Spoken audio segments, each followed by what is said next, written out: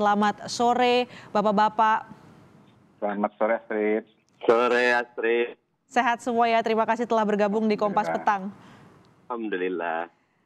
Saya mau ke Pak Mardhani Alisera dulu, kritik terkait adanya kementerian baru yaitu Kementerian Investasi dan juga penggabungan dari Kemenristek ke Kemendikbud. Apa sih kritik PKS, Pak Mardhani? Yang pertama tentang penggabungan Kemenristek ke Kemendikbud ini kayak inkonsisten ya. Pertama digabung, kemudian dipisah, sekarang digabung kembali. Ini menunjukkan adanya roadmap yang tidak sempurna. Bahkan kalau menurut saya kita kehilangan banyak sekali momentum. Karena perubahan-perubahan itu bagaimanapun akan mempengaruhi kinerja. Belum lagi kalau kita melihat berbasis Undang-Undang Sinas Iptek ya, Undang-Undang 11 2019 tentang Sistem Nasional Ilmu Pengetahuan dan Teknologi yang merupakan turunan dari Undang-Undang Dasar Pasal 31 Ayat 5, kita sebetulnya sudah mulai harus fokus memperkuat riset dan iptek kita. Sayangnya dengan penggabungan ini saya agak khawatir fokus dan prioritas itu menjadi cair lagi dan susah lagi. Kalau Kementerian Investasi, kalau menurut saya sudah ada badan dan sudah ada Kemenko, ini luar biasa. Nah, mungkin perlu diperjelas oleh pemerintah. Belum lagi kalau kajian kami, investasi itu bukan karena ada kementerian, tetapi karena tingkat korupsi yang rendah, karena reformasi birokrasi yang berhasil dan penegakan hukum. Jadi itu catatan-catatan utama kami. Begitu. Oke, tadi penggabungan dari Kemenristek ke Kemendikbud adanya ini inkonsistensi gitu, berarti nanti kerjanya jadi gak efektif. Kalau Pak Kodari melihatnya kayak gitu juga nggak? Ya, pertama yang namanya kebijakan publik itu merupakan sebuah proses ya, trial and error, trial and correct begitu. Tentu harapannya kan trial and error, trial dan correct, trial and success lah kira-kira begitu. Tetapi dalam kasus-kasus tertentu ya trial and error. Nah, kalau sudah error ya mungkin harus diperbaiki lagi begitu.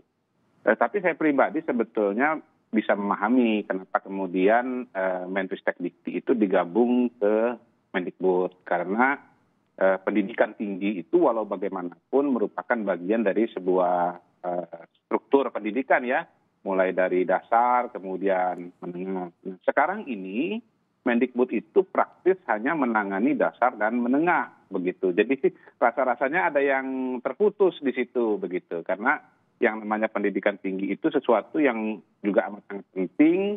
Kalau kita bicara tahapan ilmu pengetahuan, kalau kita bicara rencana karir, kalau kita bicara pengembangan sumber daya manusia begitu.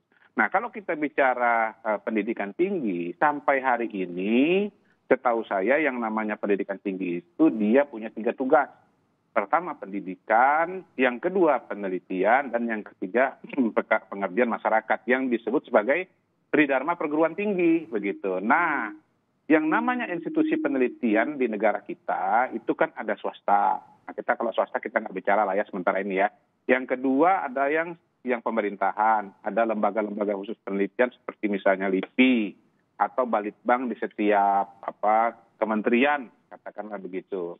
Tetapi ya tidak bisa dipungkiri bahwa lembaga penelitian yang paling banyak itu, Astrid, ada di perguruan tinggi begitu. Nah, penelitian yang ada di perguruan tinggi ini ya hendaknya dikoordinasikan sedemikian rupa, disinergikan begitu ya, diorkestrasi sehingga menghasilkan sebuah produk-produk yang bersifat katakanlah maksimal begitu. Saya membayangkan sebetulnya riset-riset di perguruan tinggi itu harusnya menyesuaikan dengan situasi dan kondisi di daerah masing-masing. Misalnya nih Universitas Patimura gitu ya, karena di Maluku kekayaan sumber daya alamnya yang paling besar adalah perikanan, maka di sana harus ada unggulan riset-riset untuk masalah perikanan dan kelautan misalnya begitu. Atau kita bicara sekarang mengenai Sulawesi Tenggara ya, di sana ada universitas juga ya, dan kemudian sekarang ada nikel, ada baterai listrik dan seterusnya, harus memiliki keunggulan di sana begitu. Jadi hemat saya memang yang namanya riset ini kan ada 2 macam, ada riset murni, ada riset aplikasi begitu. Barangkali nanti harus diatur mana yang murni, lembaga mana yang riset-riset murni, lembaga mana yang riset-risetnya itu bersifat aplikatif. Kalau saya melihat sih perguruan tinggi bagusnya itu bersifat aplikatif supaya bisa digunakan, dimanfaatkan untuk daerah yang bersangkutan maupun untuk nasional. Begitu kira-kira. Jadi prinsipnya sih menurut saya sangat bisa dipahami tuh, menggabungkan antara Mendikbud dengan Menristek begitu. Pak Mardhani jangan khawatir ya, saya pasti juga khawatir kalau yang digabungkan Mendikbud dengan Mensos. Saya khawatir itu. Misalnya atau misalnya Mendikbud digabungkan dengan Kementerian Perdagangan. Saya khawatir itu. Itu namanya jagat sembung bawa golong kan begitu. Tapi kalau jadi Kemenristek gabung ke Kemendikbud ini masih nyambung ya Pak Kodari ya? Iya, iya. Kementerian Perdagangan dengan Kementerian Perindustrian misalnya pernah tergabung, pernah dipisah, pernah digabung. Saya kira kalau presidennya Pak Mardhani ya atau dari PKS begitu ya, pasti juga akan mengalami dilema dan situasi yang kurang lebih sama begitu. Ya, tidak mungkin menggabungkan Mendikbud dengan Mensos, tapi Mendikbud dengan Ristek itu saya kira wajar dilakukan. Gitu.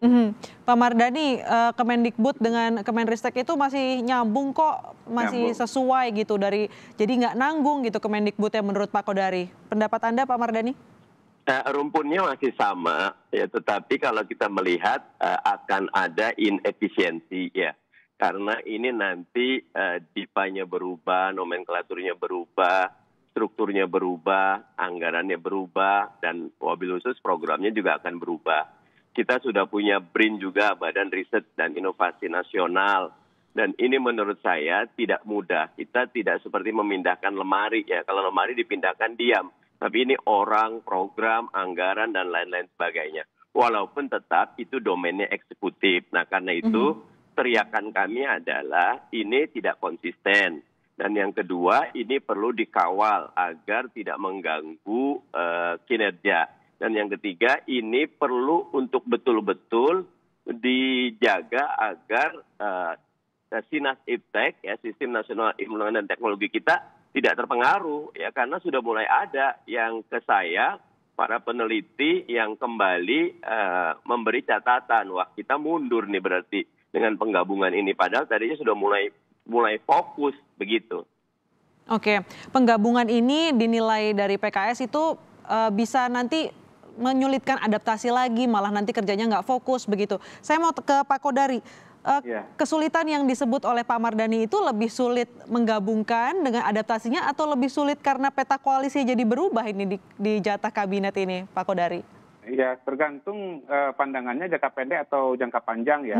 Kalau jangka panjang, mundur 1 langkah untuk maju 10 langkah atau bahkan 1000 langkah itu lebih baik begitu. Ya khawatirnya Pak Mardhani melihatnya jangka pendek begitu. Repot nih, daripada repot ya biarin aja seperti apa adanya begitu. Jadi ya kalau menurut saya sih persoalan riset ini sebetulnya persoalan yang menjadi PR bangsa kita ya. Karena kita punya institusi riset itu banyak sekali itu bertebaran. Jadi saya kira mungkin bagus sekali kalau Kemendikbud digabung dengan Ristek, dibarengi dengan sebuah kajian yang menyeluruh mengenai semesta riset di Indonesia, begitu ya. Lembaga mana yang akan melaksanakan riset, kemudian jenis risetnya seperti apa, begitu. Agar tidak tumpang tindih, agar kemudian menjadi lebih efisien, begitu. Termasuk riset-riset yang dilakukan di tiap departemen, karena setahu saya setiap departemen itu punya lembaga litbangnya sendiri, ya, riset dan pengembangan sendiri, begitu. Nah, apakah kemudian riset tiap departemen itu nanti misalnya ya dipusatkan saja atau dikerjakan oleh LIPI atau institusi apa misalnya begitu? Ya, menurut saya itu yang sebetulnya bisa berkontribusi juga untuk mencapai maksud dan tujuan yang tadi disampaikan oleh Bang Mardhani ya, agar misalnya lebih efektif, lebih efisien, lebih berdaya guna dan seterusnya. Nah, jadi ya bergabungnya Mendikbud dengan Ristek ini, hemat saya jangan berhenti di situ saja, tetapi juga dibarengi dengan kajian menyeluruh gitu ya. Dan harapannya sih sebetulnya dibarengi dengan kajian menyeluruh untuk berbicara mengenai semesta riset Indonesia. Pak Kodari, bagaimana dengan peta koalisi partai koalisi di kabinet Indonesia Kerja ini dengan adanya kementerian baru dan juga ada penggabungan 2 kementerian ini? Apakah ini jadi ada tanda-tanda reshuffle? Bisa jadi, bisa jadi, bisa jadi. Jadi kalau kita lihat Pak Jokowi pada periode pertama, setahun itu ada reshuffle, kemudian 2 tahun juga ada reshuffle. Nah, untuk periode kedua ini beliau melakukan reshuffle pada Januari 2021 begitu ya. Tanggalnya, tarifnya 2021, tapi ya sebetulnya itu reshuffle 2020. Cuman tertunda gara-gara adanya COVID begitu. Jadi kalau kemudian nanti ada reshuffle 2021 ini lagi begitu, menurut saya sih sesuatu yang mungkin terjadi ya. Pertama, misalnya sekarang nih ya, Kemendikbud digabung dengan Kemenristek begitu. Ada 3 kemungkinan nih ya. Siapa yang aja akan itu, jadi Pak Kodari? menteri. Siapa aja itu kemungkinannya? Yang pertama ya menterinya tetap Nadiem Makarim begitu ya. Jadi memimpin ke Kementerian Mendikbud Ristek gitu. Atau bisa juga nanti Mas Bambang Brojonegoro ini mundur dari Ristek untuk maju ya menjadi Mendikbud Ristek. Katakanlah begitu.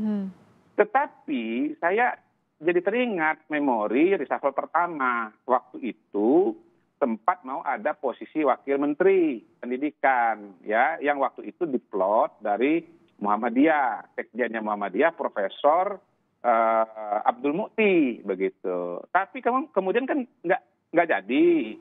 Nah, bisik-bisik tetangga katanya Muhammadiyah nggak jadi ambil karena waktu itu dari NU menjadi Menteri Agama begitu. Nah, kalau Muhammadiyah jadi wakil menteri itu istilahnya kurang aci, ya kira-kira begitu. Makanya ya Muhammadiyah baru akan mau kalau menterinya itu kalau Abdul Mukti itu menjadi menteri. Nah, ini menarik ya, kemungkinan bahwa Profesor Abdul Mukti bisa jadi akan menjadi orang ketiga ya.